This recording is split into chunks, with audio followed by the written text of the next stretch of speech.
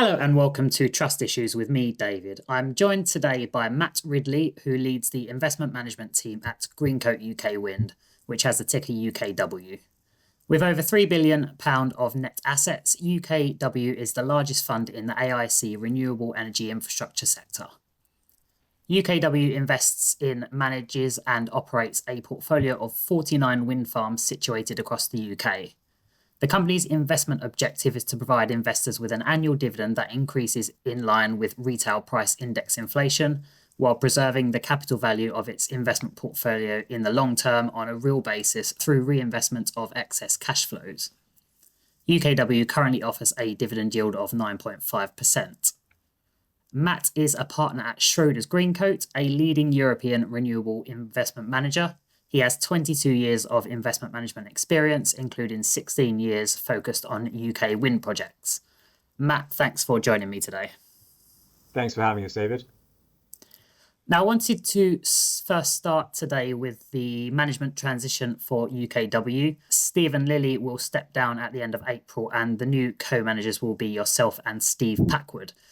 Could you just give us a sense of the experience and expertise that you and Steve bring to the table, and if there will be any changes that shareholders should expect? Of course, David. Good and topical question. I think sort of first, before talking about Steve and myself and what we've done in the past and perhaps what we'll do in the future, it would be remiss not to give some thanks to Stephen and Lawrence. Lawrence, of course, stepped back from this role a year ago when I stepped in. And as you say, Steve will step down shortly. I mean, in effect, they're kind of the parents of the sector. UK Wind was the first of the renewable investment trusts to list. And if I was going to use Steve's words, I would say sort of much followed but never bettered. So I think, and we felt this a bit in our roadshow talking to investors recently, there's a lot of thanks and goodwill towards the good work that Steve and Lawrence did to get this fund to where it is. So in many respects, it's a great thing to take over, despite the choppy waters that exist in the sector. And Steve and I, look, we've both got a very long background in UK renewables. In effect, that's really all I've ever done, investing terms. Steve also has 20 years investing in renewables in the UK.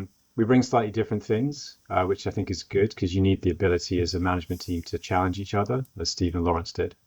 But in effect, the investment history, managing people's money in the sector is in effect what we've really done with our careers. So I think as a carefully prepared and well set up long-term succession plan, I think it's been received well, and I think we're set to move the business forward. But you asked, will there be any changes that we should expect? Well, actually, we need to navigate the landscape that we find ourselves in and always keep in mind the long-term value proposition that is UK Wind, and you've mentioned that well in your introduction. So really, if you see any changes, it's really about navigating the landscape, not a fundamental redesign of the product. It's a great product. It's been very popular. It's very successful in terms of its returns over time. It's the largest for a reason. It's just about navigating the landscape that we're in, but fundamentally the business model is really good and in good shape. And digging into performance quickly and looking at returns on net asset value over time, what are the key elements that play into UKW's strong NAV total return? Always something that I'm happy to talk about. The difference with UK Wind, and you'll see this listed in our materials and any of our results calls that you dial into, the focus is on return. It isn't just on yield. Why return? Well, we do pay, as you've said, a dividend that's progressive with RPI, which we've grown successfully, consistently for 11 years, and in fact bettered slightly. But the crucial part is really reinvesting excess cash flow. So it first starts by generating excess cash flow to have to reinvest. But if you can reinvest that and invest it well, that's how you can keep the NAV real. Yeah. So it protects your capital along the way. So thus far, I think we've paid around 1.2 billion in dividends to our shareholders, which is always a number that staggers me. It's larger than many of the other funds in our sector. But crucially, we've also reinvested almost £1 billion now in new projects. That's how we've been able to keep the NAV real, to protect money. That's a really core aspect of the proposition. Now, obviously, you don't get to do that if you don't invest money well. And fundamentally, the job that Steve and I have taking over from Stephen and Lawrence is to allocate the business's capital well and make good choices.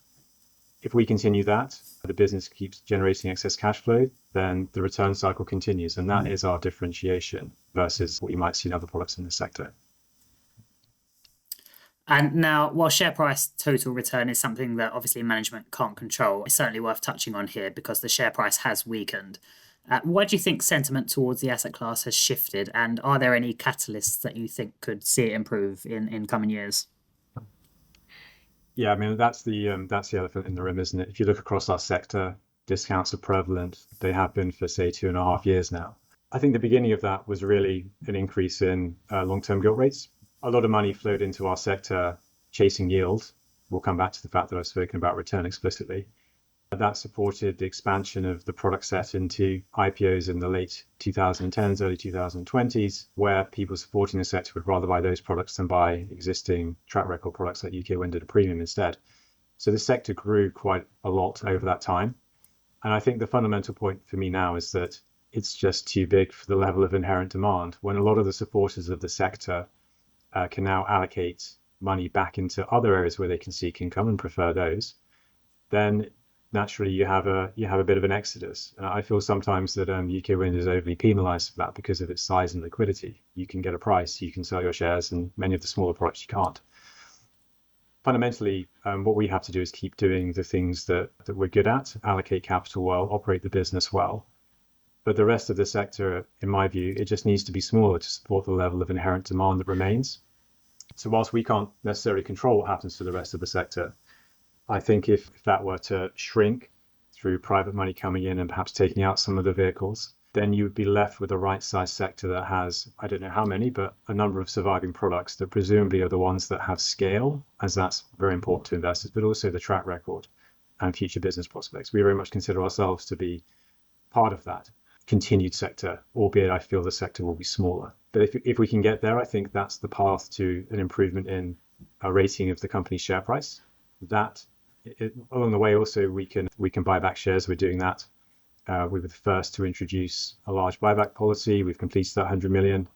We were the first to really react to rising interest rates by increasing our discount rates. Our fund now offers an 11% return, far ahead of many others in our sector. So we've always reacted first to the landscape around us, and I think that will serve us well in the minds of shareholders for the future. And you talked about reinvesting those excess cash flows. I just thought it might be worth touching on process. How does management identify new investments, and how do you kind of operate them and manage them? Yeah, I think it's a very topical question at the moment, David. So I did mention reinvestment in new assets, but there's almost a precursor decision to that, which is in the environment you find yourself in, what is the best allocation of capital? And capital allocation has been a consistent theme for many funds in our sector over the last couple of years. For now, that's been buying back shares. That's a decent investment opportunity. After all, if you like your own assets, surely you'd like to buy back more of them at less than the value you think they should be at. But back in a world where we make investments in new assets, it's a significant market, the UK wind market. We think it's over 100 billion. We're around 6% of it. There's still plenty to play for. And of course, if you look at the government's Clean Power 2030 plans and beyond that, there's going to be a vast, even bigger market for operational wind. So there's no shortage of things to buy, which I guess leads you to the question of how do you decide which ones you want to buy and which you don't, and how do you originate them? One of the good things about being a significant business that's worked with a number of utilities and the relevant kind of developers and sellers in this market is that you generate a currency of trust in how you work with them. So we're often not shy of seeing opportunities that get brought to us because of who we are, because of our ability and reputation of execution. That's a really strong factor for us. In terms of choosing which projects we're looking for, it's really a function of where we are with the portfolio and what we need to address in the future direction of the portfolio. Do we need to buy a little bit more fixed cash flow, or do we need to buy a little bit more merchant cash flow to maintain the blend that we have? Where are we on leverage? How should we structure the funding of an acquisition? Where does it sit strategically in our portfolio? Is it a scaled enough investment? How easy it would be to manage? All these things are the things that we run over the rule before we make an acquisition. You then asked about how we operate these assets. Operating these assets is a core part of what we do. And one of the many things that Schroders Greencoat does differently is employs a large number of technical asset managers within the business. This is not an outsourced activity for us. Of course, our employees aren't out on the ground with the screwdrivers and the vans to go and fix things when they go wrong. But overseeing how that works, having done roles like that before, is a really important characteristic of somebody that works in our team. And they really do make a big difference. Having that in-house having people that work for you, that have agency, that are really aligned to the operational outcomes of your assets, I think is a really strong part of what we do. So we certainly strive for operational excellence in the sites that we oversee. And now this may seem a bit of an obvious question, but just how dependent on the wind blowing is UKW? And how has the UK's wind generation been in recent years? And how do you kind of assess the ability of the wind to blow regularly? Yeah, look, it's a very fair question, and it's one that a number of our investors have been focused on. If you look at our annual results and our Q4 24 NAV release that was in January, we actually reassessed the wind expectations going forward across our entire fleet. I think the important thing to note in this is that, one swallow doesn't make a summer. When you're thinking about a forward projection of energy resource from wind from a site, it's a very long-term projection. So the typical methodology is that you measure the wind available on the site, but you only have that data for a sort of statistically relatively short piece of time. You then have to correlate it to a longer data set, and only then can you predict with any degree of statistical certainty. So that's the process that we've always followed for approaching wind yield. We updated our entire correlation data set at the end of last year, and as I said, correlations are very important. That's how you form a long-term expectation from relatively meteorologically short-term data. And we did that. That led to our overall expectations of generations from our sites falling by 2.4%. The key point in all of that is that just because the last 2, 3, or 4 years hasn't been compared to long-term averages, particularly wind in the UK, it doesn't mean that those 3 years are the entire future. Our correlation data set is 28 years. So it's the context of those 3 years in that 28-year data set. That's the important thing to think about. We'll continue reviewing our forward wind yield expectations as we go along, probably every 2 years as we get more data. But as I said, the last few years aren't everything. You've got to look at it in the long-term context. So I feel what we've done is the right process. I feel that our expectations for future generation from our sites is as good as it can be. It's with as up-to-date data as one can get. We'll see where we go from there. Sure. Now, one comparison that has kind of persisted with alternative investment companies over the past 10 years, in an environment of low interest rates, is that of a bond proxy because of their ability to pay those kind of consistent dividends. Now, clearly, we're in a higher interest rate environment at the moment. I wonder if you could just kind of touch on the attractiveness of UKW versus, say, a nominal UK government bond. You're right, David. It's an often used comparator. I think there are a couple of crucial distinctions to many of the products in our sector, but particularly to UK Wind. So nominal gilts, I mean, you are getting a return that does not increase with inflation. Your yield does not increase with inflation. At the end, you get back the principal that you had at the beginning. That's how that works. So it's often used, the yield on a 10-year gilt, which is a reasonable proxy for the duration of long-term cash flows that we have, is often used as a kind of risk-free comparator to what we have. And in fact, you'll see that in our results presentation. It's a good proxy, but it's not perfect. The difference with UK Wind, I mean, there is a track record there. You can see it of increasing the dividend in line with RPI every year. How can we do that and protect the NAV in real terms? Well, it obviously helps that a lot of our cash flows explicitly links to either RPI or CPI. So they go up over time. So in effect, there's an element of inflation protection in the product. If you see gilt yields rising, as you did starting in the late 2022 after the mini budget, if you see that happening, it's typically related to either a specific market event or moreover an expectation of inflation. So if inflation drives up the instrument's price that you're comparing yourself to, well, it's also going to drive up all of your cash flows. So those who followed this closely, when we released a NAV, when we increased our discount rates to reflect the risk-free environment rate, we also saw an almost flat rate because a lot of our cash flows go up with RPI or CPI. So there's an inherent level of protection in having explicit inflation linkage in your cash flows. That's the big difference. It also doesn't mean that the right thing to do is to compare us to zero coupon bonds that have inflation protection, because the instruments behave slightly differently, but the comparison, the right one's probably somewhere in between. So we feel now that with an 11% portfolio IRR for our business, we compare quite nicely to a 10-year gilt yield of between 4.5 and 5, which is where we've been in recent weeks. UK Wind recently passed a continuation vote, which is obviously good news for shareholders. The board did note, though, that 10.48% voted for discontinuation on voter turnout of around 2/3. What does this mean for the trust itself, and how does management and the board kind of go about engaging both with each other, but also with shareholders? I mean, first of all, I think having a continuation vote and having it every year, if you're at a discount of 10% or more on average, is the right democratic process for shareholders. Many funds don't have that at all, or if they do have it, don't have it triggered by discounts, they have it triggered by, say, a number of years, such as 5 years. So we think it's the right process for shareholders to have. But you mentioned engagement. I mean, that's vital for us. This is our shareholders' company. Their voices matter as to what we and the board do. Then, of course, between us and the board, there's a lot of dialogue very frequently. And as you can imagine, given the backdrop, especially now, there's a lot of touch points.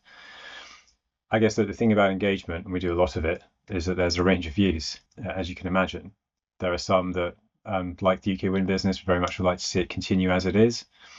And then there are some who think that liquidity is the right answer for them in their situation. In this case, that was 10.5% of the votes cast, which is roughly 7% of the register. So that's something that we need to listen to, and there are some shareholders that we should engage with. But I think in the context of where the fund is, it's a better result than last year against a backdrop that hasn't really gotten any better. So we think it's a very strong result of support from UK Wind shareholders.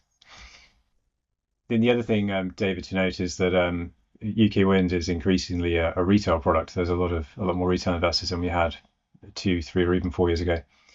And I think the important thing for retail shareholders is to vote. I think it's fairly widely known that you tend to get less representation of retail shareholders. But if you don't vote, then you're concentrating the views of others up in terms of how the votes go. So any retail shareholders are out there listening, then when there's a company engagement from any of your companies that you've invested in and from UK Wind, I'd encourage you to look at it on your preferred platform, read the materials and make your decision, but to exercise your voice. Matt, thanks for speaking to us today and sharing your thoughts on UK Wind and the kind of wider sector. Always a pleasure, David. Thank you.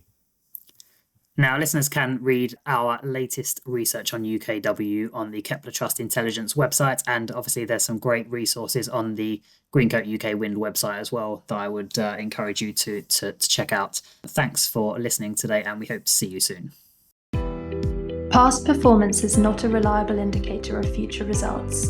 The value of investments can fall as well as rise, and you may get back less than you invested when you decide to sell your investments. It is strongly recommended that if you are a private investor, independent financial advice should be taken before making any investment or financial decision. Please be aware that there can be a time lag when we release podcasts, meaning time-sensitive information may no longer be accurate at the time of publication. Kepler Partners LLP has a relationship with some of the companies covered in this podcast, which may impair its objectivity. Kepler Partners LLP is authorized and regulated by the Financial Conduct Authority.